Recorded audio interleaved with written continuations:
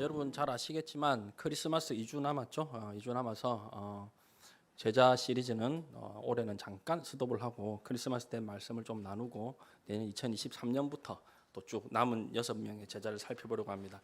크리스마스는 여러분 합성어입니다. 그리스도를 의미하는 크리스토스라는 단어하고 예배를 의미하는 메스가 합쳐진 단어가 크리스마스예요. 그러니까 그리스도 예배. 이 크리스마스는 단어 자체가 의미를 우리가 알 수 있으시겠죠? 그리스도를 예배하는 날이 크리스마스예요. 저는 여러분들에게 올해 2022년 크리스마스는 우리 모두에게 말 그대로 크리스마스가 되시기를 주님의 이름으로 축복합니다. 웬 그리스도는 사라지고 예수님은 없고 산타클로스가 주인공이 되고 루돌프가 인기를 얻고 여러분 마음 중심에도 예수님은 온데간데 없고 크리스마스 이브 날에 어디 좋은 데 가서 근사한 식사를 할까? 남자친구에게 여자친구에게 어떤 좋은 선물을 사달라고 할까? 그런 것들만 계속하고 있다면 그 사람은 분명히 십자가의 원수예요. 옆에 친구들 축복합시다. 십자가의 원수가 되지 맙시다. 이번만큼은 크리스마스의 주인공을 여러분 예수님으로 만드셔서 밤새 친구들과 모여서 와인잔을 기울이는 그런 문화 안에 근거 없는 즐거움에 크리스마스가 되면 왜 기뻐야 되는지 모르면서 그냥 연말이 되면 기분 좋은 그런 사람들에게 크리스마스가 어떤 날이고 어떤 의미가 있는지를 보여줄 수 있는 그리스도를 예배하는 저와 여러분들 되시기를 바라는 것입니다. 어차피 여러분 지금 갑자기 서두른다고 해서 솔로에서 벗어날 수 있는 게 아닙니다. 이건 기도가 많이 필요하고 산에도 올라와야 되고 여러 가지가 다 쌓여서 이 만남이 이루어지는 거기 때문에 어차피 약속도 없으시잖아요.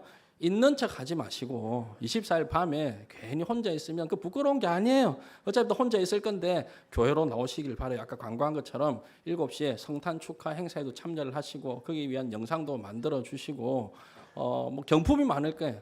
작년에도 여러분 경품 많이 받아가셨잖아요. 올해는 아마 미주 항공권 정도 목사님이 이렇게 오전에 광고를 하셨거든요. 나오면 좋겠지만 없어도 좀 좋은 선물들이 많이 나오지 않을까. 그래서 여러분 일부러 약속 만드시지 말고 이미 있는 약속도 다 취소하시고 홍콩 엘림교 성탄 축하의 밤에 참여하시고 그리고 24일 토요일이잖아요. 밤에 푹 주무시고 일찍 주무세요.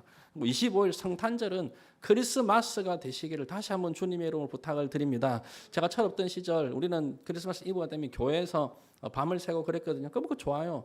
밤을 새고 놀고 하는 그런 문화가 있었으니까 참 좋았는데 그 난로에 모여가지고 막 이것저것 하고 밤에 게임도 하고 좋았는데 떠올려 보니까 제가 중학생 시절 그리고 대학생 시절에 크리스마스에 예배를 제대로 드린 날 있었나 돌아보니까 부끄럽게도 저도 제대로 예배 드린 날이 없더라고요. 늘 그냥 24일 날 밤에 밤새 놀다가 정작 중요한 크리스마스에는 성탄절에는 하나님을 거의 예배하지 못했던 예배한다고 앉아있긴 있는데 거의 뭐 졸리고 딴 생각만 하고 그랬던데 여러분 저와 같은 실수를 여러분 반복하지 마시고 12월 25일 물론 그 날이 예수님이 태어난 날은 아니지만 우리가 그 날을 기념하여 지키기로 했기 때문에 그 날을 예수님 예배하는 날로 만드시길 바랍니다. 오늘 본문에 보니까 동방에서 온 박사들이 그토록 예수님을 갈망하며 찾았는데 그 이유가 뭐냐니까 예배하기 위해서요. 예수님을 찾은 이유가 예수님을 찾아서 아기 예수님께 예배하기 위해서 왕으로 나신 이가 어디 계시냐 그 아기 예수님을 예배하려고 이렇게 동방에서 온 박사들이 왕으로 오신 예수님을 예배하고 경배했는데 첫 번째 성탄절 날 동방에서 온 박사들이 그렇게 찾고 찾았던 분이 예수님이라면 오늘 2022년 성탄절을 앞두고 저와 여러분은 뭘 찾고 있습니까? 여러분 휴가를 찾습니까? 승진을 기다립니까? 연인을 기다립니까? 예수님을 찾고 예수님을 만나고 예수님을 예배하기를 바라는 거예요.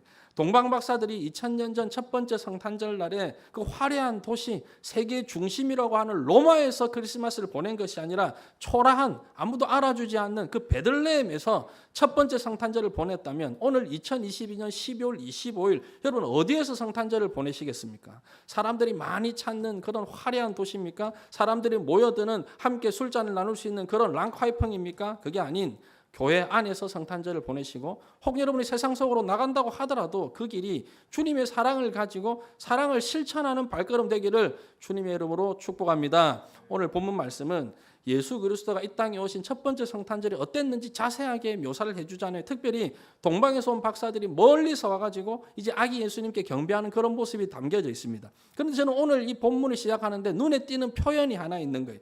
예수님이 이 땅에 오신 것을 묘사하면서 마태복음 2장이 시작을 하는데 제일 먼저 등장하는 표현이 뭡니까? 헤롯 왕 때에라는 표현이에요. 1절에 보니까 헤롯 왕 때에 예수께서 유대 베들레헴에서 나심에 그 당시 헤롯은 유대 인근 지역을 로마로부터 위임받아서 다스리던 왕이었습니다. 그런데 이 사람은 한마디로 얘기하면 폭군이에요. 폭군 중에 폭군이 헤롯이었습니다. 역사적으로 보면 자기 아내를 살해하고 자기 장모를 살해하고 심지어 자기 아들까지 살해했던 사람이 이 헤롯 왕입니다. 그리고 마태복음 2장 16절에도 보면 이제 예수님이 거기에 나셨다는 것에 대해서 자기가 굉장히 위기감을 느끼고 2살 아래에 있는 남자 아기들을 전부 다 죽여버리는 몰살시키는 이런 천인공노할 짓을 저지른 사람이 바로 헤롯입니다. 한마디로 죄송합니다. 이 미친 사람이에요. 이런 폭군이 통치를 하던 그 당시 상황이니까 그 당시에 살았던 사람들의 백성들의 신음소리가 얼마나 컸을지는 우리가 충분히 짐작을 해볼 수가 있는 것입니다. 그런데 오늘 이 본문 말씀이 시작할 때 헤롯 왕이 다스리던 그때 헤롯 왕 때에라고 이 본문 말씀이 시작을 하는 거예요. 드디어 예수님이 나셨다. 드디어 예수님이 이 땅에 오셨다. 예수님의 탄생을 이제 알리는 이 마태복음 2장을 시작하면서 가장 먼저 헤롯 왕 때라는 표현으로 마태복음 2장을 시작하는 거예요. 성경 저자인 마태가 또 성경의 원 저자이신 성령님이 뭘 말씀하시고 싶은 걸까요? 눈에 보기에는 상식이 통하지 않는 왕, 눈에 보기에는 그 당시 실제로 다스리던 왕은 미친 왕인 헤롯 왕이 다스리는 그런 왕, 그런 너무나 악한 왕이 폭정을 일삼는 그런 시대였지만 그러나 눈에 보이지 않는 곳에서는 새로운 왕이신 그리고 진짜 왕이신 예수 그리스도가 이 땅에 오셨다는 것을 강조하기 위한 기사라고 저는 그렇게 생각을 하는 거예요. 가짜 왕인 헤롯 왕과 진정한 왕이신 예수 그리스도의 차이를 보여주기 위해서 헤롯 왕 때에 이렇게 섬기기 시작하는 거예요. 그래서 저는 이 헤롯 왕 때라는 이 표현을 보면서 정말 많은 위로를 받습니다. 오늘 우리 역시 우리 현실 세계는 이 헤롯 같은 악한 왕이 다스리는 그런 현실을 살아요. 우리 현실은 우리를 괴롭히는 이 수많은 헤롯 왕들 때문에 너무너무 힘들고 우리 현실은 악한 일을 일삼고 백성을 위하지 않는 그 시대의 헤롯들 때문에 이 시대의 헤롯들 때문에 너무나 비참한 일들이 많이 일어나요. 그러나 현실은 그렇지만 우리가 살아가는 이 현실 세계를 실제로 이끌어가고 있는 영적인 세계에 우리가 눈을 뜨고 보면 여전히 예수 그리스도가 우리를 다스리고 여전히 예수님이 우리의 왕이라는 사실을 확인하게 되는 것입니다. 그게 위로가 되는 거예요. 그래서 여러분 우리는 헤롯 왕이 다스리는 현실을 살지만 실제로는 누구의 영향권 아래 있어야 됩니까? 예수 그리스도. 진정한 왕이신 예수님 안에서 그분의 영향을 받으며 살고 있다는 사실에 저는 오늘 본문 속에 두 왕의 모습을 마음속으로 이렇게 한번 상상을 해봅니다. 한 왕은요 백성들을 진짜 절망으로 몰고 가는 악한 왕이에요. 자기 자신을 위해서 백성을 동원하는 왕이에요. 희망도 없고 있는 희망조차도 빼앗아가는 악한 왕이 바로 헤롯입니다. 그런가 하면 오신 새로운 왕, 진짜 왕이신 예수 그리스도, 이분은 우리를 고통 중에 있는 우리를 위로하실 수 있는 분이에요. 임마누엘이에요. 우리와 함께 하시는 왕이에요. 계시록에 있는 말씀처럼 우리 눈에 흐르는 눈물을 닦아주시는 왕이에요. 그 왕이 예수님이라는 거예요. 저는 올해도 어김없이 성탄절을 앞두고 여러분에게 질문합니다. 여러분 지난 한 해 동안 이 헤롯 왕과 진정한 왕이신 예수 그리스도 앞에 어느 왕의 영향을 받으며 살아오셨습니까? 헤롯으로 상징되는 이 세상 지도자를 의지하셨습니까? 아니면 이 땅의 진정한 왕이신 예수 그리스도 그분의 영향을 받으며 살아오셨습니까? 헤롯으로 상징되는 이 세상의 지도자가 얼마나 부실한지 오늘 여러분 그렇게 철통같이 믿고 있는 여러분의 그 직장 믿을 수 있는 게 아니에요. 여러분을 배신할 수 있어요. 오늘 여러분이 그렇게 믿었던 그 사람, 그분 한 번만 배신당해보면 여러분 인생이 뭔지를 알 겁니다. 오늘 저는 헤롯 왕 때에 왕으로 오신 예수 그리스도를 맞이할 준비를 하면서 사람 의지하고 사람 믿었다가 낭패당하는 수많은 청년들에게 헤롯 왕이 나에게 잘해주겠거니, 헤롯 왕이 다스리면 나에게 이제 행복이 찾아오겠거니, 헤롯 왕만 있으면 내 인생 잘 되겠거니, 그랬던 우리의 무게 중심이 인간 헤롯 왕이 아닌 예수 그리스도가, 여러분의 예수 그리스도가 저의 주인 되시는 그 일이 오늘 이 예배 시간을 통해서 다시 한번 일어나게 되기를 주님의 이름으로 부탁을 드립니다. 헤롯을 의지하시면 안 되는 거예요. 저는 오늘 이 동방에서 온 박사들의 모습을 보면서 정말 많은 교훈을 얻습니다. 우리가 어려움에 직면했을 때, 헤롯 왕에게 실망할 때, 더 이상 헤롯이 우리 삶에 대안이 되지 못할 때, 그때 우리가 어떻게 살아야 될 것인가? 이 땅을 살아갈 때 우리가 어려움에 직면하면 그때 우리는 어떤 태도를 취해야 됩니까? 동방에서 온 박사들의 모습을 통해서 배우는 거예요. 그들은 예수님에게서 희망을 찾았습니다. 1절 하반절부터 다시 보세요. 동방으로부터 박사들이 예루살렘에 이르러 말하되 유대인의 왕으로 나시니가 어디 계시냐? 짧으니 한마디예요. 오늘 여러분에게 진짜 중요한 질문, 짧은 이 질문 하나예요. 어떤 질문이? 유대인의 왕으로 나신 이가 어디 계시냐? 유대인의 왕으로 나신 이가 어디 계시냐? 누가 진짜 왕이냐? 어떤 분이 나를 다스리시느냐? 늘 이걸 우리가 마음으로 독백을 해야 되는 거예요. 유대인의 왕으로 나신 이가 어디 계시냐? 일이 잘 안 풀릴 때, 하는 일마다 답답할 때, 저는 여러분의 마음 가운데 여러분 내면에서 유대인의 왕으로 나신 이가 어디 계시냐? 이 짧은 한마디가 되뇌어지는 그런 인생 되기를 바라는 거예요. 유대인의 왕으로 나신 이가 어디 계시냐? 인간을 의지했다가 우리에게 돌아오는 것은 실망밖에 없다는 것을 확인하게 되었을 때, 유대인의 왕이 어디 계시냐? 우리의 왕이 어디 계시냐? 나의 진정한 왕이 누구시냐? 어떤 실망과 좌절 앞에서도 우리를 다스리시는 예수 그리스도를 여러분이 떠올릴 수 있다면, 그분이 나의 왕이라는 사실을 확인할 수 있다면 그 인생 시시한 인생이 아니라는 거예요. 여러분 한번 생각해 보십시오. 그 당시에 고통이 발달되지 않은 상황이에요. 그 먼 동방으로부터 온갖 수고를 다 해가지고 온갖 위험을 감수하고 힘든 여행을 하면서 먼 거리를 달려온 동방 박사들, 그 뭘 의미합니까? 그들에게는 그만큼 메시아 탄생에 대한 기대와 소망이 간절했다라는 거예요. 진짜 누가 자기를 다스릴 건지, 나의 왕이 누군지, 나의 주인이 누군지, 그 예수 그리스도 메시아에 대한 기대와 소망이 간절하니까 그 먼 길을 위험을 무릅쓰고 오는 거예요. 그 소망이 그들에게 놀라운 열정을 가져다 주다라는 겁니다. 그러니까 이 동방 박사들을 보세요. 그 타락한 헤롯 왕의 영향을 받지 않잖아요. 눈을 뜨면 육적으로는 헤롯 왕이 다스리는 세상이지만 이분들은 헤롯의 영향을 받지 않고 살아요. 12절에도 보세요. 그들은 꿈에 헤롯에게로 돌아가지 말라 지시하심을 받아 다른 길로 고국에 돌아가니라. 얼마나 중요한 메시지입니까? 여러분 삶이 어려우십니까? 힘드십니까? 자주 물으셔야 돼요. 유대인의 왕으로 나신 이가 어디 계시냐? 누가 진짜 왕이냐? 그렇기 때문에 여러분, 우리가 겉으로 보기에는 이 세상에 너무너무 힘들고 억울한 일이 많고 신음소리가 끊이지 않는 이 시대를 살아가지만 그게 다가 아니에요. 새로운 왕이 나타나셨다는, 이미 오셨다는 게, 그분을 명안을 열고 바라보기만 하면, 그분의 통치권 안으로 들어가기만 하면 이제 그분이 다스리시는 새로운 나라를 꿈꾸고 소망할 수 있다는 것, 이것이 바로 오늘 본문 1절에 헤롯 왕 때에 예수께서 유대 베들레헴에서 나심에 이것 자체가 희망의 메시지라는 거예요. 우리는요 너무나 눈에 보이는 세계에만 영향을 받아요. 우리는요 너무나 육신적인 데에만 영향을 받아요. 헤롯 왕이 정치를 못하면 죽을 것 같고, 경제가 어려워지면 죽을 것 같고, 회사에서 어떤 어려운 일을 당하면 내가 죽을 것 같고, 그러나 여러분 그건 진짜 그래서는 안 되는 거예요. 그렇지 않습니다.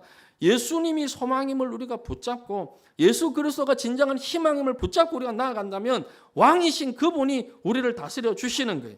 저는 여러분들이 지난 한 해 동안에 알게 모르게 받았던 상처가 있을 수 있고 힘들었던 그 모든 것들, 이 악한 세상 속에서 그래도 예수 믿는 사람으로 살아가려고 때로는 손해도 보고 정직하게 살려고 애쓰고 진실하게 살아보려고 애쓰고 때로는 그런 것들 때문에 손해도 보고 그래서 사는 게 얼마나 힘든지 뼈저리게 느끼고 직장생활이 만만하지 않구나, 내가 취업하는 게 만만하지 않구나, 때로는 나 자신에게 실망하고 위장한 헤롯에게 속아가지고 격분하고 그 모든 상했던 마음들이 이 시간 예수님 그분이 진정한 왕이시라는 사실을 확인함으로부터 여러분 다 치유되시기를 주님의 이름으로 축복합니다. 다 치유되시기를 바라요. 근데 여기서 한 가지, 지금 이렇게 동방에서 온 박사들이 아기 예수님을 알고 열심히 지금 찾고 있는데, 그런데 지금 예수님을 찾는 사람이 동방 박사들 뿐만이 아니에요. 놀라운 사실은 그 사악했던 헤롯 왕도 예수님을 찾는 거예요. 4절을 한번 보실까요? 왕이 모든 대제사장과 백성의 서기관들을 모아 그리스도가 어디서 나겠느냐 물으니, 그리스도가 어디서 나겠느냐? 지금 우리가 방금 질문했던 유대인의 왕으로 나신 이가 어디 계시냐? 이 질문하고 똑같은 거 아닙니까? 겉으로 보기에는 똑같아요. 겉으로 보기에는 같은 질문이에요. 그리고 찾는 이유와 명분도 똑같습니다. 8절에 헤롯이 이런 이야기를 합니다. 베들레헴으로 보내며 이르되 가서 아기에 대하여 자세히 알아보고 찾거든 내게 고하여, 그 다음 보세요. 나도 가서 그에게 경배하게 하라. 겉으로 보기에는 그 예수님을 찾는 것도 똑같고 겉으로 보기에는 그 찾는 이유도 똑같아요. 동방 박사들이 아기 예수님께 경배하러 왔잖아요. 헤롯도 똑같은 이유를 가지고 찾아서 나에게도 알려달라. 그러면 나도 그를 경배하겠다. 이제 새로 오신 새로운 왕이신 그분을 예배하고 경배할 거라고 하는 그런 그럴듯한 명분을 가지고 예수님을 찾고 있지만, 그러나 여러분 성경은 그의 비열한 속내를, 그의 저급한 위선적인 내막을 그대로 다 파헤치는 거예요. 하나님은 그의 내면 세계를 정확하게 꿰뚫어 보고 계세요. 13절 보실까요? 그들이 떠난 후에 주의 사자가 요셉에게 현몽하여 이르되 헤롯이 아기를 찾아 죽이려 하니, 정확하게 알고 계시는 거예요. 저는 여러분 이 장면을 묵상하면서요, 여기에 철저하게 가면을 쓰고 살아가는 한 인간의 모습하고 그 인간의 위선을 철저하게 아시고 철저하게 파헤치시는 공의의 하나님의 모습을 발견하는 거예요. 사실 우리는요, 겉만 보고 판단하기 때문에 누가 동방박사인지 누가 헤롯 왕인지 알 수가 없어요. 똑같은 이유로 왕을 찾고 있어요. 그 왕을 찾는 이유가 경배하기 위해서요. 동방박사도 그렇게 얘기하고 헤롯왕도 그렇게 얘기해요. 그러니까 인간인 우리는 미련하기 짝이 없기 때문에 누가 진짜 경배할 사람인지, 누가 거짓으로, 누가 위선으로 그렇게 속셈을 가지고 하는 사람인지 분간을 못해요. 그러니까 우리는 늘 속고 살았어요. 너무나 많이 속아왔습니다. 저 사람이 동방박사와 같은 순수한 마음을 가지고 있겠거니 그래가지고 내 마음을 주고 내 모든 걸 다 신뢰하고 다 주고 그랬는데 한두 번 속은 게 아니에요. 친구에게 속고 후배에게 속고 선배에게 속고 심지어 배우자에게 속고 가족에게도 속는 이런 아픔을 경험하는 것이 우리가 살아가는 이 현실 세계란 말입니다. 그게 우리의 모습이에요. 도대체 믿을 수 있는 사람이 한 사람도 없고 도대체 사람의 속을 조금도 알 수가 없고 누가 동방박사고 누가 헤롯인지 우리는 알 수가 없어요. 모두가 다 천사의 가면을 쓰고 다가오기 때문에 다 그럴듯한 명분을 가지고 다가오니까 미련한 우리는 그거를 분별할 수 있는 능력이 없는 거예요. 이런 시대를 살아가는 우리들이기 때문에 하나님께서 옥석을 가려내시는 살아계신 하나님의 말씀, 하나님의 지혜가 우리에게 필요하다는 거예요. 그런 악한 자들에게 당하지 않는, 억울한 일 당하지 않는 하나님의 말씀의 지혜가 우리에게 필요하다는 거예요. 이런 대목에서는 아멘을 하셔도 돼요. 하나님의 지혜가 여러분에게 필요한 줄 믿으시길 바랍니다. 그런가 하면 또 한 가지 오늘 본문에서 너무나 두려움이 느껴지는 거예요. 무슨 두려움일까요? 혹시 내가 헤롯왕 아닐까요? 혹시 여러분은 헤롯왕 아닐까요? 우리는 성경을 읽을 때 넌 나는 다윗이고 골리앗은 저 어디 있을 거야. 혹시 내가 골리앗 아닐까요? 언제 우리 자신도 순수한 동방박사의 모습에서 출발을 했는데 어느덧 보니까 사악한 헤롯왕으로 변질되어 있는 거예요. 여러분 남자와 여자가 만날 때 그 순수한 사랑도요, 영화를 보고 드라마를 보고 우리 현실 세계를 봐도 정말 순수하게 출발하는 거 아닙니까? 근데 여러분 조금만 시간이 지나 보세요. 1년이 지나고 2년이 지나고 조금 시간이 지나면 처음에는 분명히 순수하게 시작했는데 그게 변질되는 게 이게 인간의 모습이에요. 우리 신앙생활도 마찬가지예요. 처음에는 예수님 하면 그냥 좋고 처음에는 예수님에게 내 모든 걸 다 드릴 수 있었고 예수님 하시는 말씀이라면 그냥 전적으로 순종하고 갈 수 있는 그 순수함으로 시작했다가 어떤 인간적인 생각이 들어오고 내가 좀 손해보고 있는 것 같다는 생각이 들어오고 내가 좀 더 뭔가를 얻어내야 되겠다. 사악한 헤롯왕의 모습으로 변질될지 모르는 것이 이게 우리 인간 모두의 현실이기 때문에 우리는 이 본문 앞에 혹시 내가 헤롯왕의 모습을 하고 있지는 않은지 두려워 떨어야 되는 거예요. 저 역시 너무나 순수한 마음으로 목회를 시작했습니다. 신학교 갈 때 순수한 마음으로 갔습니다. 제가 세상에 이익을 탐했다면 신학교를 갈 수가 없는 거잖아요. 너무나 순수한 마음으로 신학교를 지원을 하고 그 공부하는 과정은 너무나 순수한 마음으로 그렇게 시작을 했는데 처음에는 동방박사 같은 그냥 주님을 예배하고자 하는 그 순수한 섬김으로 출발했지만 어느 날 정신을 차리고 보니까 제 안에도 이 헤롯왕과 같은 이 흉측한 마음들이 이 타락함들이 어느덧 들어와서 자리 잡고 있는 거예요.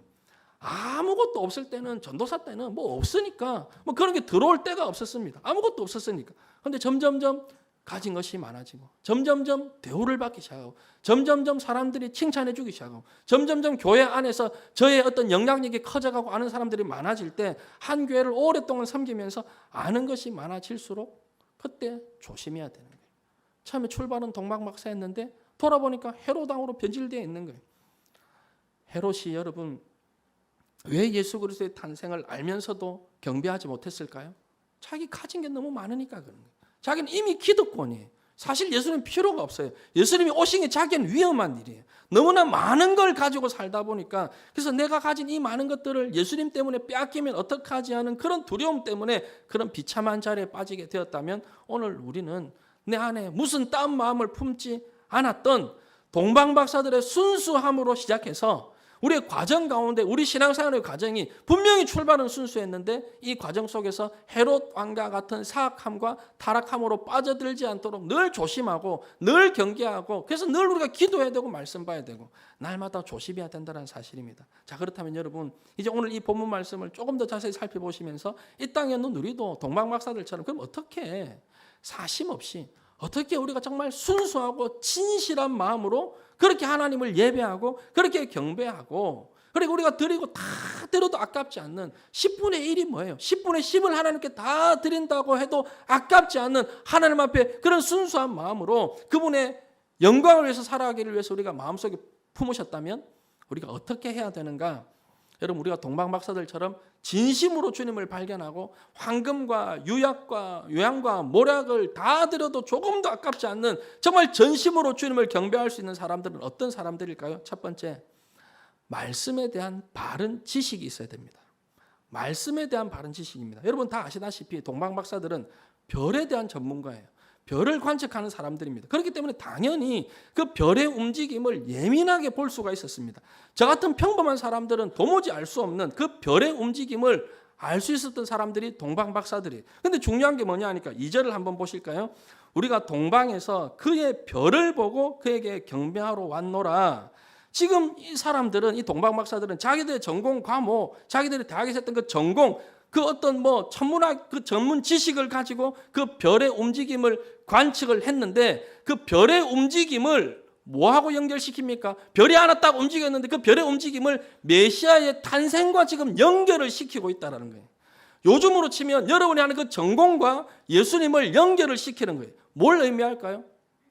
여러분 생각해 보세요. 그들이 지금 천문학에 능통한 별의 전문가들입니다만 그 별의 움직임을 보고서 야 이게 지금 메시아의 탄생과 연관이 있다 이렇게 연결시키기 위해서는 무슨 지식이 필요합니까? 하여튼 질문을 던지면 조용해지잖아요. 아무리 여러분 내가 별에 대한 전문가라고 해도 구약 성경에 대한 지식이 없으면 그 별을 보고 예수님의 탄생과 연결을 시킬 수가 없는 거예요. 여러분 무슨 말인지 아시겠죠? 제가 그 중국에 있을 때 우르무치에 비전 트립 3번 갔거든요. 그 천산산맥에서 별을 보는데 찬역이 그때 있었나 모르겠네요. 대학부 권 찬역. 별을 보니까 별이 모래알처럼 많아요. 제가 깜짝 놀랐어요. 여러분 별을 그렇게 본 적이 있으세요? 저는 성경에 뭐 별하고 모래가 당연히 많지 그렇게 생각했는데 별이 진짜 많아요. 위를 딱 쳐다보는데 청년들하고 예배하고 찬양하고 그 계르라고 하는 그런 음악 같은 거 있죠. 거기 있다가 밤 11시에 간정 집회 다 하고 딱 나왔는데 깜깜한 하늘에 별이 위에 전부 다 별이 돼요. 그러니까 뭐 찬양하지 이런 얘기를 안 해도 막 대학 청년들이 막 가슴이 뛰니까 거기서 막 난리 막 찬양하고 막 하고 그 압도된 풍경 속에서 그 주시는 하나님의 그 영광이 있어요. 하나님의 임재가 있어요. 별이 가득 차 있는 거예요. 셀 수가 없어요. 그때 제가 알았어요.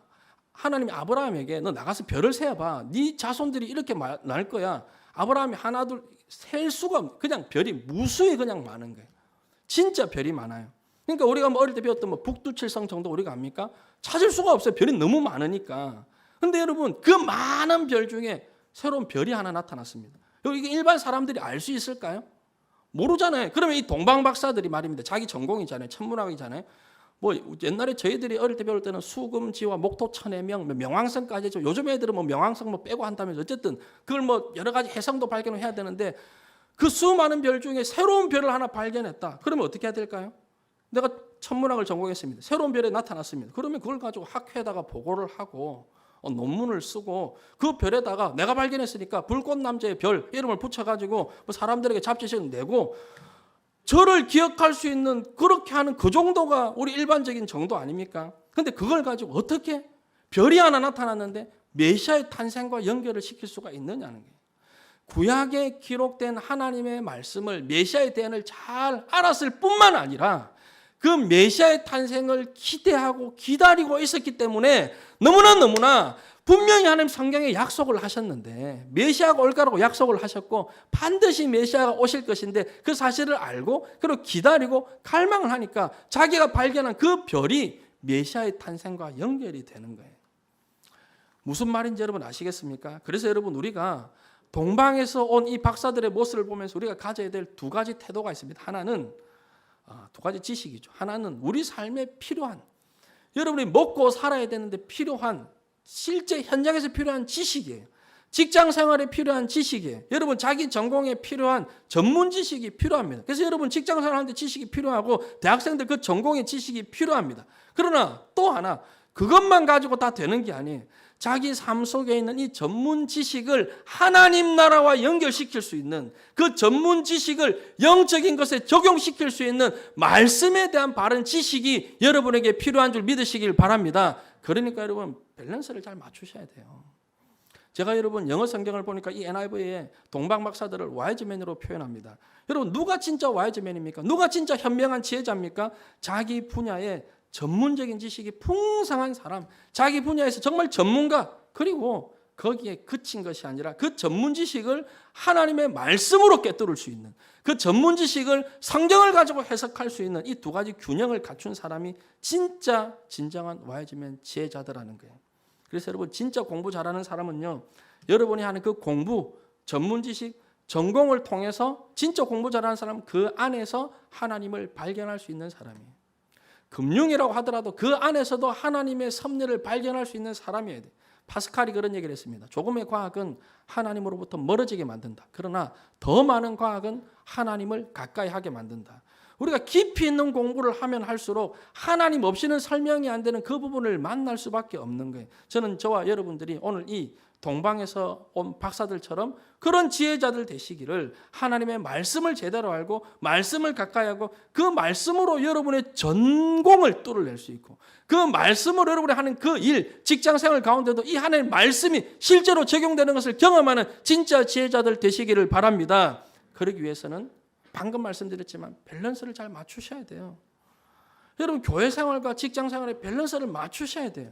여러분이 지금 전공, 여러분이 직장 생활을 하는데 필요한 지식을 얻기 위해서는, 내가 회사에서 성공하기 위해서는, 내가 대학에서 공부 잘하기 위해서는 얼마나 많은 시간과 노력을 쏟아붓고 있습니까?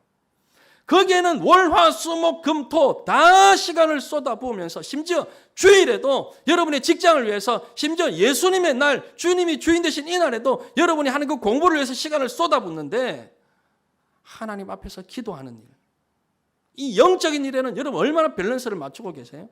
하나님의 말씀을 묵상하는 일, 그리고 그 앞에 엎드리는 일, 이런 영적인 일에 소홀히 하고 계시다면 여러분의 그 전문 지식을 가지고, 뛰어난 실력과 능력을 가지고 세상에서는 쓰임받고 세상 사람들에게는 인정받고 세상에는 높은 자리에 올라갈지 몰라도 하나님 나라에서는 쓰임받기가 어렵습니다.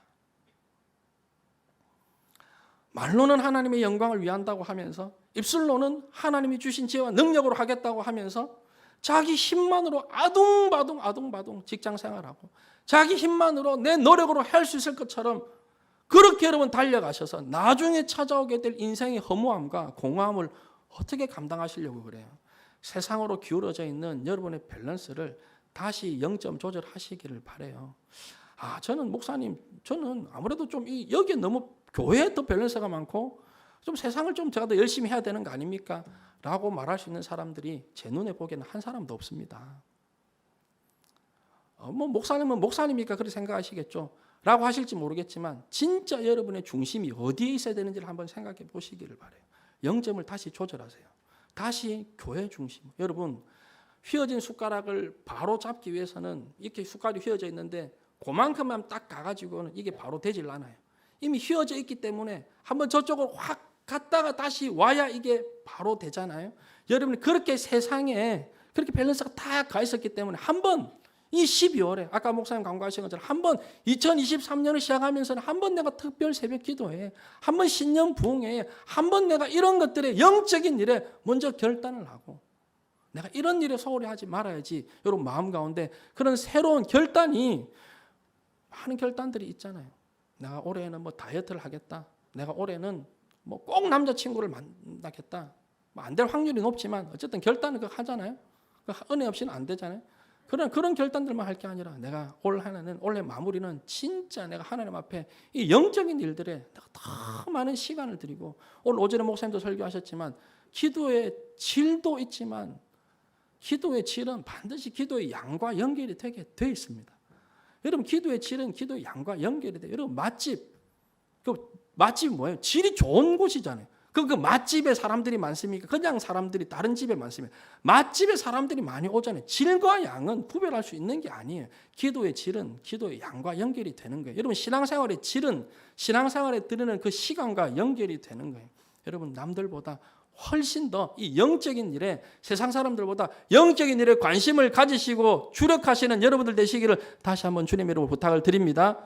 반대로 새벽에 나와서 날마다 기도하고 계십니까? 죄송합니다. 제가 그 형제 참 좋아하는데 그냥 한 번만 얘기해요. 이 형제는 새벽에 나오면 이제 그 다음에 우리 스타벅스 가서 밥을 먹잖아요. 늘 밥 먹다가 오늘 회사 가기 싫은데 오늘 반차를 낼까? 월차를 쓸까? 넌 새벽기도 오지 마 그냥. 내가 그 얘기를 해요. 그러면 안 되는 거예요. 여러분 날마다 새벽에 나와서 기도하십니까? 금요일에 빠지지 않고 기도하러 나오시고 토요일이 되면 산에도 올라오고 그렇게 하십니까? 새벽기도 한 다음에 엎어져 자지 말고 일찍 출근하세요. 남들보다 더 성실하게 일해야죠. 기도한 사람이 그 기도 힘을 가지고 빨리 회사에 가가지고 하나님 지혜 주셨을 때 기도했을 때 그 시간 낭비하지 않고 빨리 회사에 가서 일을 해야 되는 거 아닙니까? 대학생들 새벽기도 했습니까? 비전에서 엎어져 자지 말고 일찍 가서 코피 터질 때까지 공부하시기를 주님의 이름으로 축복합니다. 코피를 한번 터져봐야 이게 인생을 알고 공부를 아는 거지. 나는 지금까지 공부하면서 한 번도 코피가 난 적 없다. 십자가의 원수예요. 십자가 원수예요. 기도했으면 그 힘으로 진짜 코피 날 때 아니면 찔러서라도 한번 내봐야 될 거 아닙니까? 옛날에 연애 편지 쓸 땐 그래 일부러 눈물 뚝뚝 흘리고 물방울 떨어뜨리고 눈물인 것처럼 하고 순교예요. 코피 흘러가지고 피가 안 멎어가지고 과다출혈로 죽고 그것도 순교예요. 왜? 기도하고 그 말씀대로 열심히 내가 살다가 그러니까 여러분 신앙생활의 밸런스 이게 정말 중요한 거예요. 제가 한국에 있을 때부터 그랬으면 특세를 하고 나면 목사도 특세를 하죠. 특세하고 나면 성도들 다 출근하고 나서 청년들 특세했거든요. 제 전도사 시절에 마산에서 특세를 하니까 막 서울에서도 저는 막 다 오라 그랬어요. 그냥 직장이 서울인데 내려와 왔다 갔다 대구 내려와 왔다 갔다 특세하고 다 청년들 이렇게 직접으로 돌려보내고 그다음에 저는 할 일 다 했으니까 사우나 가가지고 나는 목욕이나 해야 되겠다. 그럼 전 목사가 아니에요. 청년들을 그렇게 해가지고 보냈으면 저도 보낸 청년들에서 또 더 기도해야 될 거 아닙니까? 그러니까 여러분이 진짜 기도했으면 이제 제가 그 스타벅스에 그 시간을 딱 둘려 그래요. 우리가 7시 딱 가가지고 보통 하면 식사 딱 하니까 식사 딱 마치면 8시 땡 무조건 8시 알람 딱 맞춰가지고 다 나가. 여기서 더 이상 잡담하지 말고 드라마 얘기하지 말고 뭐 여러 가지 뭐 얘기하지 말고 월드컵 누가 우승 뭐 저도 그 얘기했지만 의미 없는 뭐 관영이가 뭐 사우디가 우승한 말도 안 되는 그런 얘기를 하니까 그 뭐 아르헨티나 한 번 이겼다고 사우디가 우승한다. 이렇게 성경적인 지혜가 없으니까 세상적인 것만 판단하는 그런 헛된 판단이 나오는 거예요. 그러니까 옆에 뭐 성겸이도 사우디가 우승하면 뭐 내가 집값을 내주겠다. 뭐 내 연봉을 다 주겠다. 그래놓고 저도 했거든요. 사우디가 진짜 우승하면 관장은 내가 3개월치 집값을 내가 내줄게. 해놓고 괜히 안 할 게 확실한데 괜히 또 불안하니까 나가지고 하나님 다른 건 몰라도 사우디는 아니죠. 뭐 확인을 하고 쓸데없는 그런 얘기 할 필요 없는. 딱 하면 기도했던 얘기하고 또 서로 축복하는 얘기하고 또 전도 대상자 얘기하고 또 물론 우리 삶의 얘기를 해야 되죠. 직장생활 얘기를 하지만 너무 거기 붙어가지고 2시간 3시간 떠들고 그거는 밸런스가 안 되는 거예요. 제가 상징적으로 말씀드렸습니다. 이제 새벽기도 와가지고 밥 먹으러 가면 8시에는 땡 하는 거구나. 갈 데 없으면 다시 교회 와서 또 기도하고 공부하고 여러분 할 일을 하시길 바랍니다. 질문을 하나 드릴까요? 여러분 새벽기도 하고 나면 몸은 더 피곤할까요? 덜 피곤할까요? 몸 더 피곤하죠. 덜 피곤했으면 좋겠는데 새벽기도 한 것 때문에 몸이 덜 피곤하고 그런 거 없습니다. 그건 신비주의예요. 물론 기도해가지고 어떨 때 보면 진짜 힘이 날 때는 있어요. 진짜 이유를 알 수 없는 힘이 막 샘솟고 분명히 잠을 2시간밖에 안 잤는데 새벽기도하고 더 피곤해야 되는데 막 힘이 나고 그럴 때가 있습니다. 희한하게 피곤하지 않을 때가 있습니다만 일반적인 경우라면 새벽기도 하고 나면 몸 피곤해요. 피곤하기 때문에 그 피곤한 몸을 가지고 회사에 나갈 때 뭘 구해야 돼요? 하나님의 능력을 구해야 되는 거예요. 그때 진짜 하나님의 능력을 구해야 돼요. 하나님, 내가 하나님 앞에 기도했는데 한 2시간 기도하고 하나님 앞에 들고 나니까 몸은 좀 피곤합니다. 그러나 이 피곤을 이길 수 있도록 하나님이 진짜 저에게 힘을 주셔야 되겠습니다. 아멘? 그게 진짜 하나님 능력 의지하는 거 아닙니까? 말로만 하나님 능력 의지하는 게 아니라 피곤을 이길 수 있는 신령한 힘을 주십시오. 이유를 알 수 없는 신령한 노래를 주십시오. 이게 진짜 능력이라는 사실입니다. 그렇게 했는데도 피곤하신 분들은 제가 진짜 안 피곤할 수 있는 능력을 알려드리겠습니다. 일찍 주무시길 바라요. 이거 일찍 자면 됩니다. 8시에 그냥 주무세요. 그냥 들어가서 눈을 감고 저녁 8시. 그럼 새벽 4시에 일어나도 거뜬합니다. 저녁 8시 주무시면 돼요. 제가 지금 무슨 맥락에 말씀을 드리는지 아시겠죠? 동방에서 온 박사들처럼 여러분의 전공 지식과 여러분이 해야 되는 그 전문적인 지식과 업무의 그 능력과 동일하게 신구약 성경에도 능통한 하나님의 말씀에도 바른 지식을 가진 그런 균형 있는 여러분의 전문 지식, 실제 삶이에요. 그리고 신앙생활, 하나님 앞에서 영적인 이런 힘을 쏟아야 되는 부분이 있는 거예요. 균형을 잘 맞춘 그런 저와 여러분들 되시기를 주님의 이름으로 축복합니다. 그런가 하면 마지막 두 번째로 주님을 경배할 수 있는 사람들, 첫 번째가 말씀에 대한 바른 지식을 가진 사람들, 두 번째로 하나님의 영향력 아래 놓여 있는 인생이어야 된다는 거예요. 오늘 본문에 보면 동방에서 온 박사들이 두 가지 명령을 받았습니다. 하나는 악한 헤롯의 명령이에요. 다른 하나는 살아계신 하나님의 명령이에요. 7절을 보세요. 이에 헤롯이 가만히 박사들을 불러 별이 나타난 때를 자세히 묻고 베들레헴으로 보내며 이르되 가서 아기에 대하여 자세히 알아보고 찾거든 내게 고하여 나도 가서 그에게 경배하게 하라. 이런 거짓을 바탕으로 한 헤롯 왕의 명령 앞에 지금 동방 박사들이 놓여져 있는 거예요. 왕의 명령이에요. 그런가 하면 12절 하나님의 명령입니다. 그들은 꿈에 헤롯에게로 돌아가지 말라 지시하심을 받아. 저는 오늘 본문의 이 상황 그대로가 오늘 이 땅을 살아가는 우리 청년들의 모습이라고 생각을 하는 거예요. 여러분 앞에 이 두 가지 명령이 다 있어요. 오늘 세상은 끊임없이 우리 청년들을 충동질하고 오늘 이 세상은 끊임없이 여러분에게 악한 영향력을 행사하려고 하고 오늘 이 세상은 여러분이 끊임없이 네가 이렇게 해야 성공해, 네가 이 길을 가야 네가 행복할 거야, 끊임없이 세상의 명령을 여러분에게 던져줍니다. 우리는 늘 세상의 소리를 듣고 살아요. 헤롯 왕의 소리를 듣고 살아요. 왜 쓸데없이 시간을 낭비해? 왜 쓸데없이 돈을 낭비해? 일요일은 좀 쉬어야지. 교회는 왜 나가? 네가 지금 장사를 하는데 무슨 가게 문을 닫고 예배 드리러 가느냐? 네가 지금 내일 코앞에 시험인데 뭘 예배 드린다고 앉아있냐? 돈 아깝게 11조는 왜 하는 거야? 11조 강조하는 목사들은 다 사기꾼들이야. 정직하게 살라고 세상은 너 같은 사람들을 이용하는 거야. 끊임없이 우리에게 악한 영향권 아래에 세상의 소리를, 그 세상의 명령을 들으면서 살아가라고 우리를 충동질하고 우리를 유혹하지만 그런가 하면 또 다른 한 갈래 살아계신 하나님의 명령, 살아계신 하나님의 요구가 있는 거예요. 어떤 요구요? 헤롯에게로 가지 마라. 헤롯에게로 가지 마라. 저는 이게 참 의미 있는 음성으로 들리는 거예요. 절대로 헤롯에게 가면 안 된다. 결국 이 동방에서 온 박사들이 이 두 명령 사이에서 누구의 명령을 받습니까? 누구의 영향 안에 들어갑니까? 하나님의 명령을 받아, 성경적인 표현대로 하나님의 지시하심을 받아 다른 길로 고국에 돌아가니라. 끝. 하나님의 지시하심을 받는 인생. 저는 이게 너무너무 멋있는 거예요. 오늘 이 시대는 미혹개혁이 득세하는 시대. 그래서 교회가 너무 위축이 되어 있습니다. 너무 우리가 세상의 눈치를 봐요. 세상 사람들이 교회를 압니까? 이러쿵저러쿵 얘기하면 그 막 맞춰줘야 될 것 같고 그거 막 이해를 시켜줘야 될 것 같고 몰라서 그런 거예요. 여러분 싸워가지고 논리로 될 일이 아니에요. 그 시간에 나오셔서 기도하시기를 바라요. 이런 이 시대를 우리가 어떻게 살아가야 됩니까?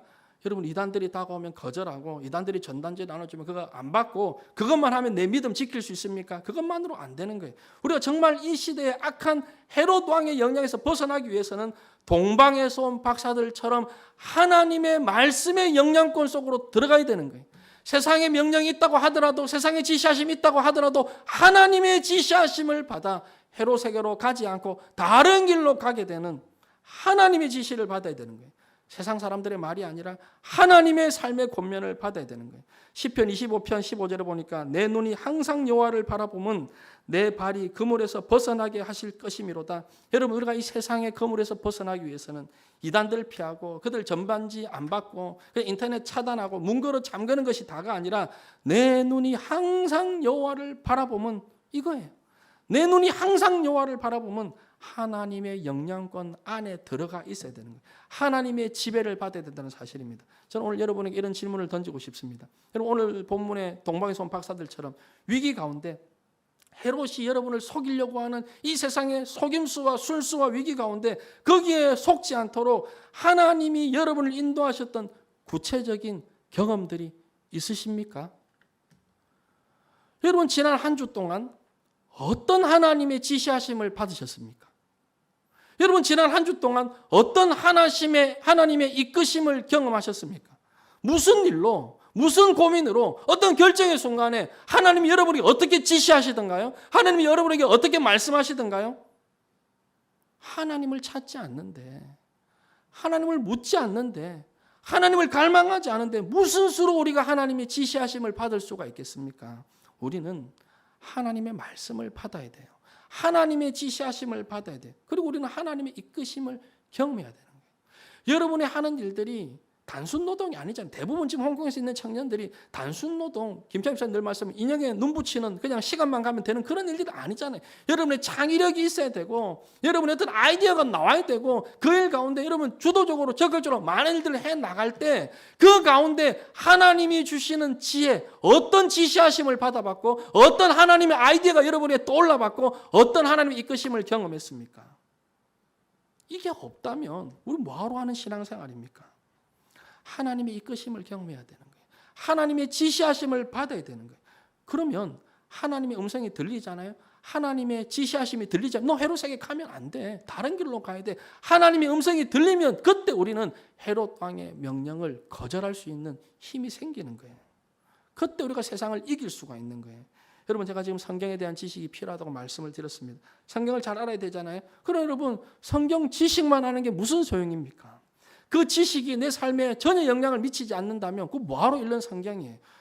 저는 모태신앙에다가 어릴 때부터 그런 분위기에 살았기 때문에 늘 성경 퀴즈 대회하면 제가 1등하고 성경 암송 대회하면 제가 1등하고 그러나 성경 암송 대회 1등했던 그것이 성경 퀴즈 대회 1등했던 그것이 제 삶의 현장에서 하나님의 말씀을 경험하게 하는 데는 영향을 미치지 못해요. 그건 다른 거예요. 그건 어디까지나 기본적인 거고 필요한 거고 그걸 여러분 그 토대 위에 하는 거지 그 말씀이 저도 많이 고민했어요. 맨날 헷갈리는 거예요. 하나님의 말씀이 나를 다스리는 것 같기도 하고 아닌 것 같기도 하고 맨날 헷갈렸습니다. 그런 종교적인 분위기 속에서 살았지만 하나님의 실제적인 이끄심을 경험하지 못하면 그런 거예요. 저는 여러분들처럼 저도 교회 안에서 회장도 하고 임원도 하고 리더도 하고 심지어 목사로 살고 있지만 목사라고 하는 이것이 그 이름 자체가 그 타이틀 그게 하나님의 이끄심을 경험하는 것과 연결되는 게 아니에요. 하나님의 이끄심을 경험하는 건 한 인간이 하나님을 찾고 하나님을 갈망하고 그 말씀의 지식 위에 바른 지식 위에 하나님의 음성 듣기 원하고 하나님의 지시하심을 받아 하나님 지시하시기만 하면 내가 헤롯왕의 명령을 듣지 않고 다른 길로 하나님이 원하신 길로 가겠습니다. 이 결단하여 하나님을 찾는 그 인생이 하나님의 이끄심을 경험하고 내 삶 속에서 하나님 어떻게 역사하시는지를 경험하는 거예요. 일주일 동안 월화수목금도 분주하게 살다가 정신없이 살다가 교회 와보니까 또 교회 못 오고 말씀을 하긴 하시는데 지난 한 주 동안 하나님이 내 삶 가운데 어떻게 역사하셨지? 뭘 말씀하셨지? 어떤 걸 지시하셨지? 이런 게 기억나는 게 하나도 없다면 유치한 말로 청소년 애들이 그 사춘기 애들이 그 이상한 야동 동영상 보려고 하는데 이거 보면 안 돼. 뒤에서 하나님이 뒤통수를 때려갔던 그 정도 경험이라도 하나 없다면 일주일 내내 그냥 내 마음대로 살다가 와가지고 무슨 하나님의 이끄심을 경험하겠습니까? 지난 한 주간의 삶을 돌아보시기를 바라요. 그리고 남은 2022년에 이 2주간, 3주간의 기간 그리고 내년을 준비하고 또 우리가 계획하는 2023년을 살아갈 우리가 어떻게 하나님의 말씀을 내 삶 가운데 적용하고 누리고 그리고 하나님이 실제 역사하시는 걸 경험하면서 살 것인가? 다른 거 없어요. 지금 결단하시면 돼요. 여러분 마음 가운데 결단하시면 돼요. 따라합시다. 하나님의 지시하심을 받기를 원합니다. 하나님의 이끄심을 경험하기를 원합니다. 하나님 지금 들으셨잖아요. 예배 가운데 임재하신 하나님이 들으셨잖아요. 우리 그 진실된 마음으로 그렇게 고백하면 저도 인간 목사라도 실수도 많이 하고 잘 모르는 건 맞지만 전 늘 하나님 앞에 진실되기를 원하잖아요. 우리 진실된 마음으로 하나님 앞에 나갈 때 하나님은 여러분의 고백 위에 성령의 능력을 주셔서 그런 여러분들 될 줄 믿습니다. 그때 우리 삶의 질이 달라지는 거예요. 오늘 마지막으로 한 1, 2분 남았습니다. 마지막으로 중요한 하나. 이 한 장 읽어드리면 끝나는 거예요. 오늘 보니까 마지막으로 보니까 오늘 이 동방 박사들의 고마운 존재는 별이에요. 별. 실제적으로 10절에 보니까 그들이 별을 보고 엄청 기뻐했다고 얘기하잖아요. 그들에게 기쁨을 주는 건 표면적으로는 별이에요.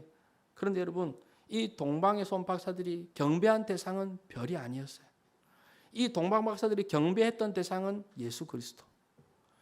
별이 그들에게 기쁨을 줬지만 별을 예배한 게 아니라 예수님을 예배했던 게 동방 박사들이었습니다.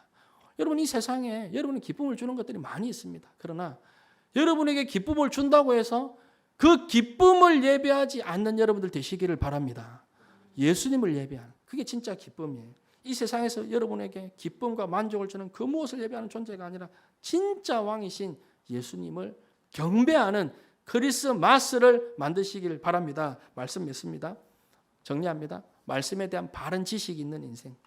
별을 보고 어떻게 메시아 탄생을 알았습니까? 성경에 대한 지식이 필요한 거예요.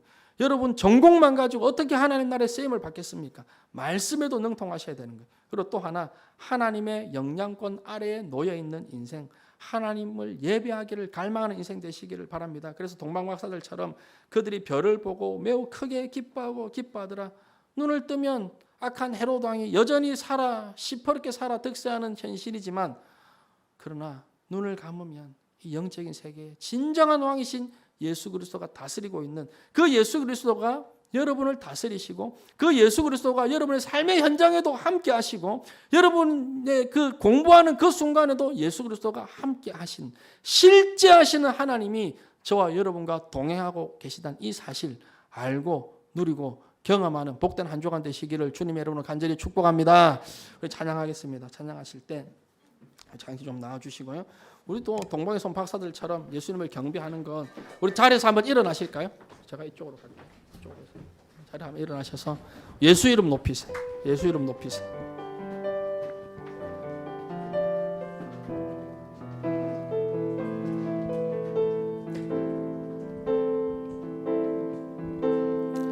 수많은 무리들 줄지어, 수많은 무리들 줄지어 영안을 열어보세요. 그분이 어떤 분인지 보세요. 그분을 보기 위해 따르네. 육신의 눈으로는 평범한 목수이신 그분, 그러나 영안을 열고 보니까 모든 무릎이 꿇어 경배하네. 우리 마음이 힘든 거 한번 내려놓으세요. 모든 문제들 하나, 지독한 절망도 주님께 맡기세요. 죽음까지도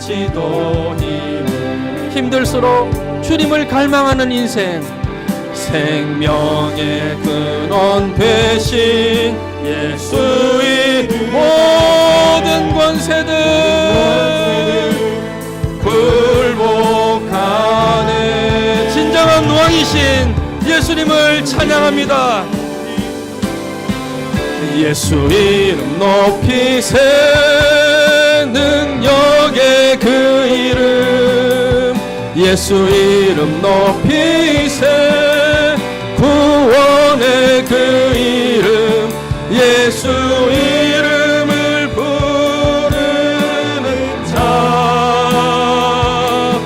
예수 이름을 믿는 자, 예수 이름 앞에 나오는 자 복이 있도다. 여러분, 한번 눈을 감으시고요, 반주를 가만히 좀 들으시면서, 혹시 몸이 좀 불편하시거나 다리가 아프신 분은 앉으셔도 괜찮아요. 앉으셔도 되고 서도 괜찮아요. 여러분, 동방 박사들이 예수님을 그렇게 갈망하며 찾던 이유, 그렇게 예배하고 싶었는데 평범한 목수였던 그분을 영안을 열고 보니까 그분이 메시아였습니다. 그분이 왕이셨습니다.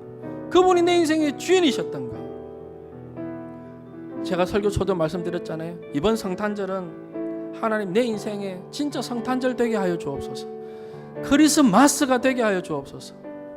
그리스도를 예배하는 날로 우리에게 주셨는데 웬 예수님은 온데간데 없고, 내가 왜 기쁜지, 내가 왜 즐거운지, 내가 왜 좋아야 되는지 그 이유도 모른 채 그냥 세상의 즐거움 속에 희석되어서 그렇게 내가 지내왔던, 늘 그렇게 성탄절을 보내고 크리스마스를 보내왔던 그 날이 연인에게 고백하는 날이었고, 그 날이 연인에게 선물 주는 날이었고, 그날은 근사하게 한번 저녁을 먹어야 되는 날이었고, 그렇게 생각했던 우리의 잘못들을 내려놓으시고 진정한 왕이신 예수 그리스도 하나님, 그 예수를 내가 왕으로 모셨을 때 악한 세상의 소리에 흔들리지 않도록 우리를 붙잡아 주시고 하나님의 말씀이 영향권 안에 살아가게 하여 주옵소서. 여러분, 우리가 시시하게 살면 안 되잖아요. 비굴하게 살면 안 되잖아요. 절망에 갇혀 살면 안 되잖아요. 시시하게 살지 않고 비굴하게 살지 않고 절망을 이길 수 있는 길, 하나님 예배하는 거예요. 하나님을 예배하면 그 예배 가운데 실제적인 힘을 하나님 우리에게 주시는 거예요. 하나님, 내 삶이 왕이신 그분을 높이는 삶 되기를 원합니다. 하나님, 내 삶이 왕이신 그분을 찬양하는 소리가 삶이 되기를 원합니다. 내 삶이 예수 그리스도를 찬양하는 삶의 악기가 되기를 원합니다. 우리 이 마음 가지고 다시 한번 찬양하시겠습니다. 수많은 무리들 줄지어 수많은 무리들 줄지어 그분을 보기 위해 따르네. 평범한 목수이신 그 육신의 눈으로는 그것만 보여요. 그러나 영안을 열 때 모든 무릎이 꿇어 경배하네. 우리의 삶의 절망들, 모든 문제들 하나하나, 죽음까지도 힘, 우리 이렇게 선포합니다. 생명의 근원 되신 예수의 선포합니다. 모든 권세들 굴복. 여러분, 헤롯과 예수님 사이에서 진정한 왕이신 그분을 높여드립니다. 예수 이름 높이세. 능력의 그 이름, 예수 이름 높이세. 구원의 그 이름, 예수 이름을 부르는 자, 예수 이름을 믿는 자, 예수 이름 앞에 나오는 자, 복이. 우리 다시 오실 예수 그리스도를 기억하시면서 영원한 왕이신 예수 이름 높이세. 예수 이름 높이세. 능력의 그 이름, 다시 오실 예수님, 예수 이름 높이세.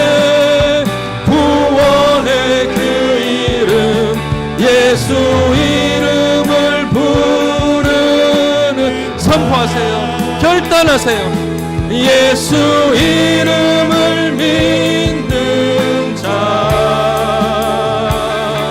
예수 이름 앞에 나오는 자, 복이 있도다. 우리 잘 한번 기도하시겠습니다. 하나님, 내가 하나님을 높이는, 예수님을 높이는 영광스러운 삶의 악기가 되기를 원합니다. 하나님, 그러기 위해서 내 안에 먼저 치유가 필요합니다. 나를 고치시고 치료하여 주시옵소서. 우리가 절망 가운데 있지 않겠습니다. 벌떡 일어나겠습니다. 이 세상을 향해 나가겠습니다. 왕으로 오신 그분이 나를 고치셨습니다. 선포하는 악기가 되기를 원합니다. 하나님, 악한 헤롯 왕에게 받았던 상처가 치유가 일어나기를 원합니다. 여러분, 지난 한 해를 돌아보세요. 억울했고, 때로는 분했고, 때로는 모함을 당하고, 때로는 손해를 보고, 선으로 악을 이기기는커녕 악에게 굴복당할 수밖에 없었고, 그런 패배의 아픔을 가지고 있는 이런 우리를 불러 모아주신 주님, 좌절한 우리를 일으켜 주시옵소서. 주님의 승리를 선포합니다. 주님의 치유를 선포합니다. 이번 크리스마스는 그리스도를 예배하는 크리스마스 되게 하시고, 내 전생애가 그리스도를 예배하는 생애 되게 하여 주옵소서. 왕으로 오신 그분을 우리의 삶으로 찬양하는 악기의 기능이 회복되도록 주의 성령 하나님 역사하여 주옵소서. 주여 한번 부르시고 기도하시겠습니다. 주여. 하나님 아버지 감사합니다. 오늘 우리 청년들 통하여 예배를 받으시는 하나님의 이름을 높여드립니다. 하나님 예수 이름 부르면서 나아갑니다. 그분이 나를 고치셨습니다. 그분이 나를 살리셨습니다. 우리 영안을 열고 하나님 주님 바라보기를 원합니다. 이 세상에 일어나는 정의롭지 않은 일을 만날 때에, 하나님 그 악한 일을 만날 때에 이 세상에 정의가 어디 있나, 진정한 위로가 어디 있나, 우리 늘 질문을 던지지만 동방손 박사들이 하나님 유대인의 왕으로 나신 이가 어디 계시냐, 그 질문을 던졌던 것처럼 우리 청년들 이 세상 가운데 좌절이 찾아오고 낙심이 찾아오고 어려운 일들을 당할 때 저들의 내면에 나의 진정한 왕이 누구신가 하는 이 질문이 떠올려지는 그런 은혜 인생 되게 하여 주시옵소서.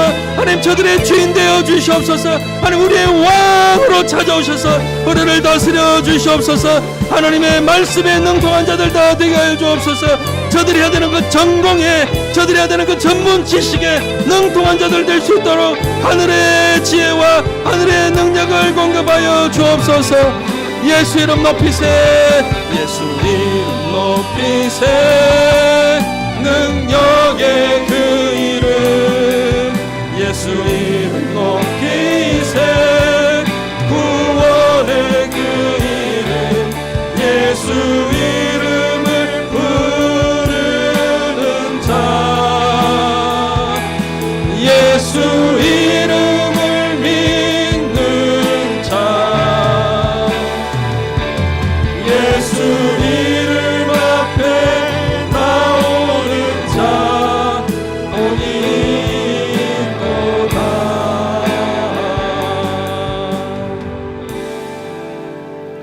주님 은혜를 감사합니다. 눈으로 보기에는 헤롯이 득세하는 세상이지만 그러나 오늘도 왕이신 예수 그리스도, 나를 변화시키고 우리를 다스리시는 그 예수님의 이름을 소리쳐 부르기를 원합니다. 우리를 위로하시고 치유하시고 회복시켜 주옵소서. 하나님 지난 한 해를 돌아봅니다. 내 손이 빈손입니다. 때로 우리 청년들의 손이 빈손입니다. 주님 저들의 빈잔을 채워 주시옵소서. 어려움을 당한 우리 모든 청년들 살아계신 하나님의 위로하심이 있게 하여 주옵소서. 우리 눈에 눈물 닦아주신 하나님을 경험하게 하여 주옵소서. 하나님 저는 인간 목사는 저들이 살아가는 삶의 형편이 어떤 형편인지, 저들에게 어떤 어려움이 있는지 잘 알지 못합니다. 그러나 하나님은 아십니다. 하나님 저들이 무슨 아픔으로 가슴이 찢어지는지, 무슨 아픔으로 한밤을 뜬 눈으로 보내는지, 무슨 문제로 저들의 삶의 의욕을 상실했는지 우리 인간은 알지 못하지만, 혹시 안다고 하더라도 우리는 도와줄 수 있는 힘이 없지만 우리의 왕이신 하나님, 우리 왕이신 예수는 우리의 상함을 아실 뿐만 아니라 치유해 주시는 능력의 주님이심을 분명히 믿습니다. 우리 청년들 주님 의지하는 자들 다 되게 하여 주옵소서. 예배한 우리 모든 청년들의 마음을 위로하시고 저들의 마음의 눈물을 닦아 주시옵소서. 그 은혜가 지금 이 시간 일어나게 하여 주옵소서. 하나님 이번 크리스마스는 예수님을 예배하는 크리스마스 되게 하여 주옵소서. 주님을 기뻐 예배하는 자들 되게 하시고 주님 앞에 황금과 유향과 모략을 아낌없이 드릴 뿐만 아니라 우리의 찬양으로, 우리의 헌신으로, 우리의 봉사로, 우리의 전도로, 우리의 중보 기도로, 우리의 세상을 향한 섬김으로 주님을 향한 사랑을, 헌신을 나타내는 자들 다 되게 하여 주옵소서. 하나님 이번 성탄절만큼은 다른 사람들이 주인공 되지 않게 하여 주옵소서. 예수님이 주인공 되셔서 우리의 예배를 받으시는 그 예수님을 생각하고 상상하며 이미 이 땅에 초림하셔서 우리를 구원하신 예수님, 이제는 다시 오실 재림 예수 그리스도를 기다리며 갈망하는 복된 우리 청년들, 우리 성도들 될 수 있도록 주님 역사하여 주옵소서. 감사드리며 주 예수님의 이름으로 기도드립니다. 아멘. 우리 주 예수 그리스도의 은혜와 하나님의 사랑과 성령님의 감화 감동하심과 위로 교통하심이 세상의 왕이 아니라 진정한 왕이신, 영원한 왕이신 예수 그리스도를 예배하며 그분의 영향권 아래 살아가기를 원하는 오늘 하나님을 예배한 모든 청년들의, 성도들의 머리 위에 저들의 가정과 저들의 직장과 생업과 학업과 앞길 위해 지금부터 영원까지 함께 하실지어다. 아멘.